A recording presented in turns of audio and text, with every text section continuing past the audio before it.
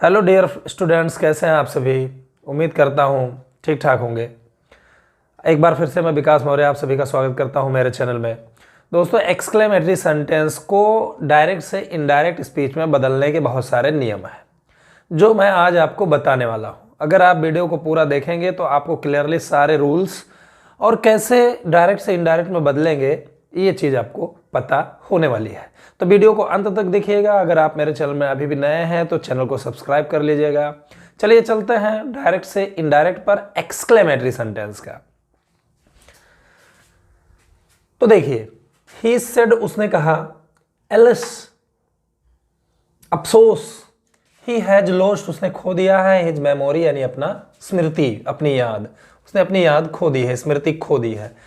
तो दोस्तों, exclamatory sentence में कुछ ऐसे वाक्य रिपोर्टेड स्पीच में जिसमें कुछ विशिष्ट प्रकार के शब्द होते हैं, अगर वो आते हैं तो उनको हटा के क्या लिखा जाता है। जैसे एलस आया तो उसके स्थान पर हमें सेड या सेड टू के स्थान पर एक्सक्लेम्ड विथ सॉरो या ग्राइफ लिखना है। एक्सक्लेम्ड विथ सॉरो या ग्रीफ, ठीक है। अगर हुर्रा शब्द आया है, हुर्रे या हुर्रा शब्द आया है, तो उसके लिए हमें एक्सक्लेम्ड विथ जॉय का प्रयोग करना है, ठीक है। तो ऐसे मैं आपको बताता चलता हूं कि किस शब्द के स्थान पर क्या प्रयोग किया जाए तो डायरेक्ट से इनडायरेक्ट बनेगा। तो चलिए चलते हैं, समझते हैं, वो ज़्यादा बेटर रहेगा। ही सेड उसने कहा, एलस अफसोस, he has lost his memory, उसने अपना स्मृति खो दिया है। तो दोस्तों, एक बात जानिए कि एलस अगर आया है जिसका मतलब अफसोस होता है, दुख प्रकट करने के लिए आता है, तो हमें सेड या सेड टू के स्थान पर एक्सक्लेम्ड का यूज करना होता है। तो ही यहाँ सेड के स्थान पर हमने कर दिया एक्सक्लेम्ड, ही एक्सक्लेम्ड। और ये जो एलस आया है इसके स्थान पर हमें विथ सॉरो या ग्राइफ, इसमें से कोई एक आपको यूज करना है। ही एक्सक्लेम्ड विथ सॉरो, और उसके बाद ये शब्द को हटा देना है। फिर आपको इसमें कंजक्शन दैट का प्रयोग करना है। एक्सक्लेमेटरी में दैट का यूज होता है। ही एक्सक्लेम्ड विथ सॉरो दैट। बाकी जितना ये बचता है इसको आपने इनडायरेक्ट स्पीच में चेंज करने देना है। तो थर्ड पर्सन ही एक्चुअली थर्ड पर्सन है, थर्ड पर्सन नहीं चेंज होता है, तो नहीं चेंज होता है तो हमने वैसे ही लिख दिया। और हैज़ हैव के स्थान पर हैड हो जाता है, तो यहाँ पे हमने हैड का यूज कर दिया। बाकी लिखते चले जाइए। लोस्ट, हिज थर्ड पर्सन है वो भी नहीं बदलेगा, उसको भी हमने ऐसे ही नोट कर दिया। और मेमोरी लिख देंगे, ये हो गया मेमोरी। तो इसका इनडायरेक्ट स्पीच बना, he said Alice he has lost his memory. इसका हो गया he exclaimed with sorrow that he had lost his memory. तो इस तरह आपको बनाना है। आपको यहाँ दिख रहा होगा हुर्रा, इसको हम हुर्रे कह सकते हैं, ठीक है। तो ये चीज़ जब आती है तब भी हमें एक्सक्लेम्ड ही लिखना होता है, इसमें एक्सक्लेम्ड ही लिखा जाता है। कुछ ही सेंटेंस ऐसे हैं जिसमें थोड़ा सा अपवाद है, दूसरे रूल हैं, बाकी एक्सक्लेम्ड ही लिखा जाता है। अब चूंकि यहाँ हुर्रा यानी खुशी प्रकट करने वाला, आनंद प्रकट करने वाला शब्द आ गया है, तो इसके लिए हमें विथ सॉरो के स्थान पर विथ जॉय का यूज करना है। तो यहाँ पे महेश सेड, महेश ने कहा हुर्रा, अरे वाह, वी हैव अचीव्ड, हमने प्राप्त किया है, ग्रेट सक्सेस, बहुत बड़ी सफलता, अरे वाह हमने बहुत बड़ी सफलता जो है प्राप्त किया है। तो ये यहाँ पे खुशी का बोध हो रहा है, प्रसन्नता का बोध हो रहा है, तो हमें विथ जॉय लिखना है। तो इसको जब हम बनाएंगे तो ये हमने लिख दिया महेश एक्सक्लेम्ड। अब हमने हुर्रा शब्द को हटा के विथ जॉय करना है, ठीक है। Mahesh exclaim with joy. फिर हमने क्या करना है, कामाज के स्थान पर दैट लिख देना है, और ये जो वर्ड है प्रसन्नता को व्यक्त करने वाला, इसको हटा देंगे, उसके स्थान पर जॉय हो गया। यहाँ दुख प्रकट करने वाला शब्द था तो उसके लिए हमने सॉरो लिख दिया और इसको हटा दिया, बस यही करना है। तो बी का हमेशा दे हो जाता है, वी जो शब्द होता है ना उसका हमने हमेशा दे हो जाता है, करना होता है। हैज हैव के स्थान पर हमने हैड का यूज करना होता है। बाकी लिखते चले जाओ, achieved a great success, achieved a great success, ये बन गया। तो Mahesh said hurrah we have achieved a great success, Mahesh exclaim with joy that they had achieved a great success. इस तरह बनाएंगे। एक शब्द है ब्रेवो। ब्रेवो का मतलब होता है शाबाश, वाह वाह, एडमायरेशन होती है, प्रशंसा होता है। तो जब ब्रेवो शब्द आता है रिपोर्टेड स्पीच में तो हमें ब्रेवो को हटा देना होता है और सेड या सेड टू के स्थान पर एप्लाडेड का यूज करना होता है। एप्लाडेड का मतलब होता है प्रशंसा करना या सराहना करना, ठीक है। तो एप्लाडेड लिख देते हैं, ब्रेवो शब्द को हटा देते हैं, कॉमाज के स्थान पर सेइंग दैट लिखते हैं, केवल दैट नहीं लिखते हैं, सेइंग दैट लिखते हैं, बाकी इनडायरेक्ट स्पीच के अनुसार उसको चेंज कर देते हैं। तो चलिए इसको समझते हैं। द कैप्टन सेड, कप्तान ने कहा, ब्रेवो शाबाश, you have played excellently well, तुमने बहुत अच्छा खेल दिखाया, ठीक है। You have played excellently well, तुमने बहुत अच्छा खेल खेला। तो यहाँ पे हमें ब्रेवो हटा देना है और सेड या सेड टू के स्थान पर एप्लाडेड लिखना है, ठीक है। तो चलिए शुरू करते हैं। द कैप्टन, हमने यहाँ पे लिख दिया एप्लाडेड, ठीक है। The captain applauded. और एक चीज और ध्यान रखिए दोस्तों कि यहाँ पे यू सेकेंड पर्सन का प्रोनाउन यू है, ठीक है। तो सेकेंड पर्सन का प्रोनाउन ऑब्जेक्ट से बदलता है, तो ऑब्जेक्ट है ये नहीं है, देयर इज नो ऑब्जेक्ट, यहाँ पे ऑब्जेक्ट नहीं है। तो हमने ऑब्जेक्ट के रूप में क्या करना है, अपनी तरफ से मी या हिम कुछ लिखना है ताकि हम यू को उसी से बदल सकें। तो जब यू सेकेंड पर्सन रहेगा, सेकेंड पर्सन का प्रोनाउन रहेगा और ऑब्जेक्ट नहीं होगा तो अपनी तरफ से मी या हिम कुछ लिखेंगे उचित रूप से। तो द कैप्टन एप्लॉडेड मी, और उसके बाद ब्रेवो तो हट गया, ब्रेवो लिखना नहीं है, तो यहाँ पे हमने सिर्फ दैट नहीं लिखना है, हमें सेइंग दैट का यूज़ करना है, ठीक है। एक्चुअली इसमें सेइंग दैट लगता है, बाकी सब में आप दैट का यूज़ करिए। फिर यू देखो यहीं से बदलेगा मी से, क्योंकि सेकेंड पर्सन का प्रोनाउन ऑब्जेक्ट से बदलता है। तो यू नॉमिनेटिव केस में है, इसलिए मी का आपको नॉमिनेटिव केस लिखना पड़ेगा, तो वो याद होना चाहिए। मी का नॉमिनेटिव केस आई होता है, तो यहाँ पे आई हो जाएगा। हैज हैव के स्थान पर हमने यूज कर देना है हैड का। बाकी लिखते चले जाओ। Played excellently well, played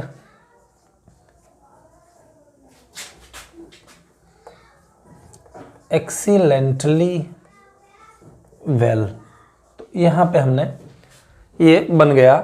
the captain said bravo you have played excellently well, the captain exclaimed me applauded me saying that I had played excellently well. ये इस तरह से बन गया। अब दोस्तों कुछ ऐसे भी नियम हैं जिसमें ये वर्ड नहीं आते हैं, बल्कि हाउ या व्हाट ए करके आता है, कितना कितने कितने जिसकी हिंदी होती है। तो थोड़ा सा याद कर लो, आपको सारे रूल डिस्क्रिप्शन में भी मिल जाएंगे, लेकिन मैं यहाँ भी बता रहा हूँ, थोड़ा सा अगर याद कर लिया तो क्लियरली आपका बन जाएगा। पहली बात, रिपोर्टेड स्पीच से अगर खुशी या प्रसन्नता का बोध होता है तो एक्सक्लेम्ड विथ जॉय लिखेंगे। दुख या शोक का बोध होता है तो एक्सक्लेम्ड विथ आपको सॉरो या ग्रीफ लिखना है, ठीक है। अगर आश्चर्य का बोध होता है तो एक्सक्लेम्ड विथ सरप्राइज लिखेंगे।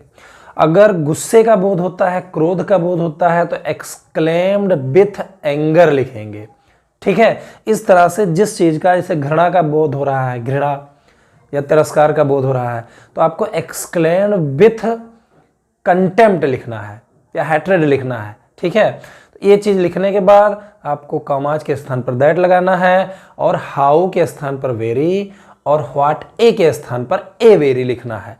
और इसके हाउ या व्हाट ए के बाद आपको एडजेक्टिव आएगा, ऐसा मिलेगा सेंटेंस में, एडजेक्टिव रहेगा। जैसे देखिए समझते हैं पहले। सूरज सेड, सूरज ने कहा, हाउ अनलकी, कितना दुर्भाग्यशाली, आई हैव बीन, मैं रहा हूं, थ्रू आउट माई लाइफ, अपने पूरे जीवन में। तो सूरज ने कहा मैं अपने पूरे जीवन में कितना दुर्भाग्यशाली रहा हूं। इसमें एक चीज आप समझ लो, नहीं तो बहुत दिक्कत होने वाली है। इसमें जो हाउ अनलकी या व्हाट अनलकी मैन ऐसा कुछ करके जो आगे वाला पार्ट रहेगा ना, इसको आप पीछे ले जाना, और इसमें सब्जेक्ट और सहायक क्रिया वाला जो पार्ट रहेगा, आई हैव बीन, ये वाला पार्ट भैया जी सही से समझिएगा, ये थोड़ा सा कॉम्प्लिकेटेड है। How unlucky I have been throughout my life, और चूंकि ये प्रीपोजिशन है इसलिए ये आगे नहीं आएगा, ये जहां है बस वहीं रहेगा। यानी ये थोड़ा उल्टा लिखा है, उसी को बस केवल सीधा करना है और कुछ नहीं। How unlucky I have been, मैं कितना दुर्भाग्यशाली रहा हूं। तो ये वाला पार्ट आगे आ जाएगा, आई हैव बीन और हाउ के स्थान पर वेरी अनलकी, इस तरह बनाएंगे। तो I have been very unlucky, मैं बहुत दुर्भाग्यशाली रहा हूं। अब दुर्भाग्यशाली आप रहे हो तो किस चीज का बोध होता है? दुख का ही तो बोध होगा, पछतावे का ही तो बोध होगा। तो दुख के लिए आपको सॉरो या ग्रीफ लिखना है। अगर आपको लग रहा है पछतावे का बोध है तो आपको रिग्रेट लिखना है। यही नियम है, रिग्रेट मतलब होता है पछतावा। तो चलिए माना दुख का बोध हुआ, तो इसको जब हम बनाएंगे, सूरज यहां पे एक्सक्लेम्ड हो जाएगा, सूरज एक्सक्लेम्ड विथ, दुख के लिए आपको सॉरो या ग्रीफ लिखना है, ठीक है। या पछतावे का बोध हो रहा है तो रिग्रेट भी लिख सकते हैं। बस यही ध्यान रखना कि जब हम दैट लगाएंगे तो ये वाला सब्जेक्ट वाला पार्ट आई हैव बीन ही आगे जाएगा।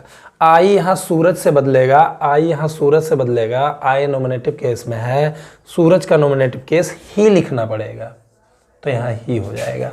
हैज बीन हैव बीन के स्थान क्रमशः पर क्रमशः हैड बीन हो जाता है।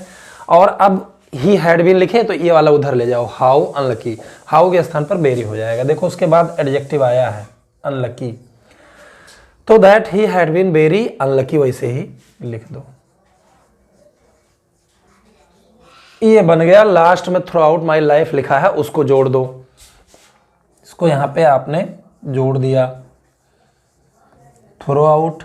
माई फिर फर्स्ट पर्सन है तो यहाँ सूरज से बदलेगा, तो माई पॉजेसिव केस में है इसलिए सूरज का पॉजेसिव केस होता है ही का हिज, तो यहाँ पे हिज हो जाएगा, हिज लाइफ। ये आपका नियम है, थोड़ा समझिए बढ़िया से इसको। Suraj said how unlucky I have been throughout my life, तो Suraj exclaimed with grief that he had been very unlucky throughout his life. ये आपका बन गया, ठीक है। तो ये चीज आप ध्यान रखिएगा, ठीक है। हाउ आया तो वेरी लिख देंगे, अगर व्हाटे आया है तो आपको ए वेरी लिख देना है, क्योंकि व्हाटे में ए लगा हुआ है ना, तो बाकी नियम वही रहेंगे। देखो व्हाट ए गुड प्लान, कितनी अच्छी योजना, यू हैव मेड, तुमने बनाया है। I said to my friend, मैंने अपने मित्र से कहा, मैंने अपने मित्र से कहा तुमने कितनी अच्छी योजना बनाई है। तो मैंने अपने मित्र से कहा तुमने कितनी अच्छी योजना बनाई है, इसमें किस भाव का बोध हो रहा है? प्रसन्नता का। अच्छी योजना है तो भाई खुश हो गए, कितनी बढ़िया योजना बनाए हो यार, खुश हो गए, तो जॉय लिख सकते हैं। लेकिन इसमें भी एक चीज थोड़ा समझिए, इसमें एक्चुअली सेड टू के बाद ऑब्जेक्ट भी आया है। तो अब इसमें फंस रहा है ये कि पहले ऑब्जेक्ट लिखेंगे कि विथ जॉय विथ सॉरो लिखेंगे।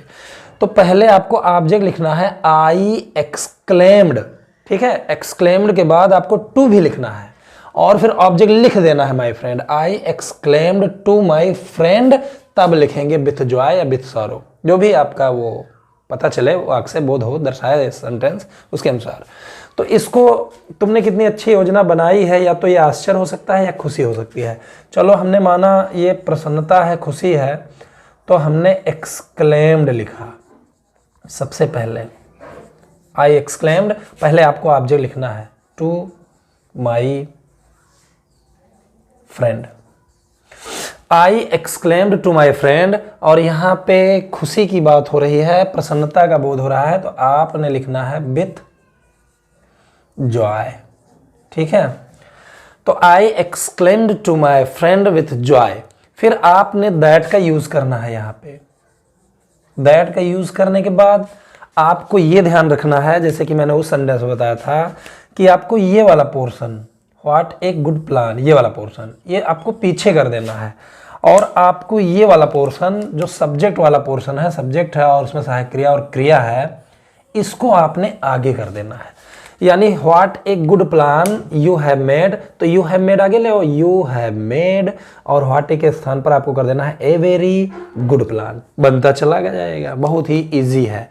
तो यू बदलेगा ऑब्जेक्ट से, ऑब्जेक्ट है माई फ्रेंड, तो माई फ्रेंड का प्रोनाउन ही होता है, तो यू फ्रेंड से बदलेगा तो ही हो जाएगा। तो यहाँ पे हमने ही कर दिया। हैज हैव के स्थान पर हैड हो जाएगा, ये आपको प्रीवियसली पढ़ना पड़ेगा।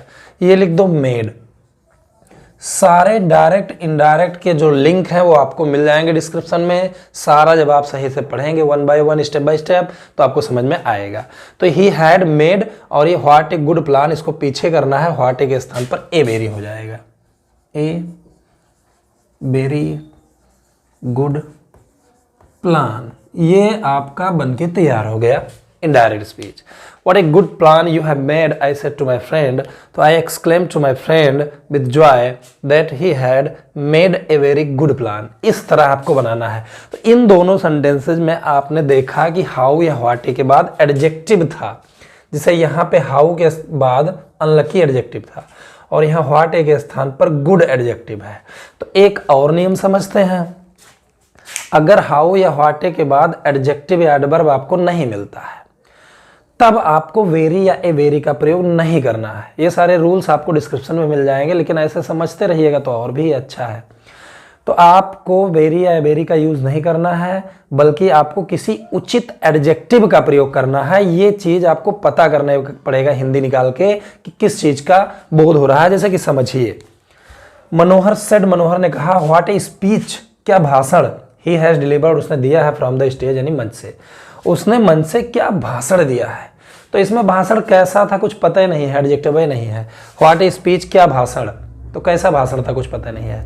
लेकिन अगर आप कहोगे कि यार तुमने मंच से क्या भाषण दे दिया है, इसका मतलब भाषण बहुत अच्छा रहा होगा, बहुत जोशीला रहा होगा। तो वो चीज़ आपको लिखना पड़ेगा। बहुत अच्छा रहा होगा तो अच्छा यानी गुड लिखना पड़ेगा आपको।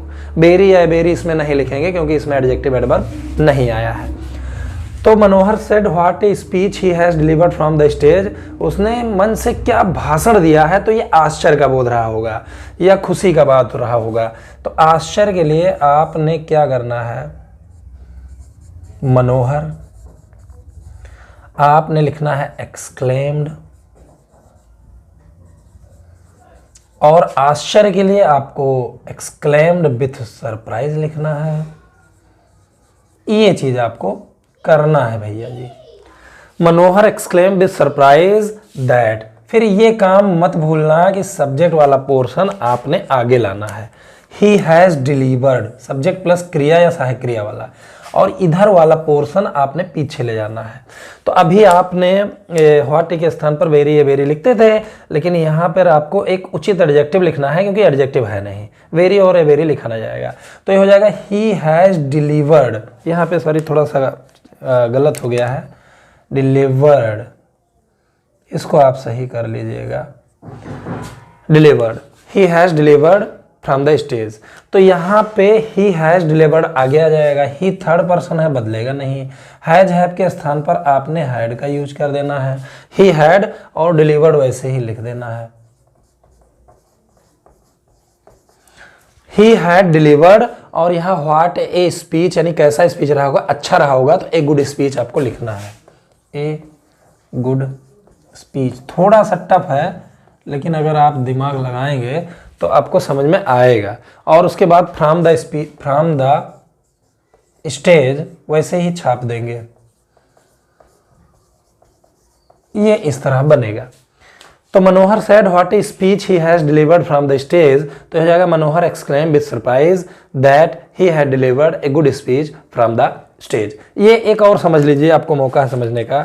सुमन सेड, सुमन ने कहा, व्हाट ए गेम, क्या खेल है। इस तरह याद आता है, क्या खेल है, क्या घर है, क्या दृश्य है, क्या खबर है, इस तरह याद आता है। तो इसमें एक्चुअली एडजेक्टिव नहीं रहेगा, क्या खेल है, कैसा खेल है पता नहीं, क्या खबर है, कैसी खबर है पता नहीं।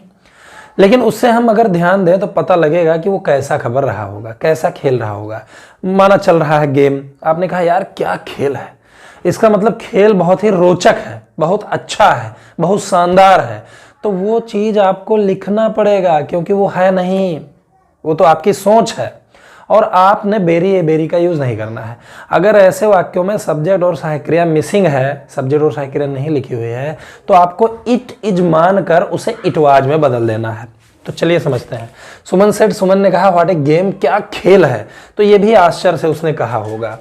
तो इसको हम जब बनाएंगे तो ये हो जाएगा सुमन एक्सक्लेम्ड, यहाँ पे हमने कर देना है एक्सक्लेम्ड विद सरप्राइज, या खुशी भी हो सकती है, तो हमने जो है लिख देना है। इसमें तर्क वितर्क हो सकता है किस चीज का बोध है, तो जो उचित रूप से जो सही हो वो आप लिखिए। सुमन एक्सक्लेम विद सरप्राइज, अब हमने कामा के स्थान पर हटा के कामा दैट का यूज करना है। भैया इसमें सब्जेक्ट और सहायक क्रिया नहीं है, व्हाट ए गेम, सब्जेक्ट ही नहीं है, सहायक क्रिया नहीं है, तो हमने ऐसे वाक्यों में इट वाज का यूज अपनी तरफ से करना है, इट वाज।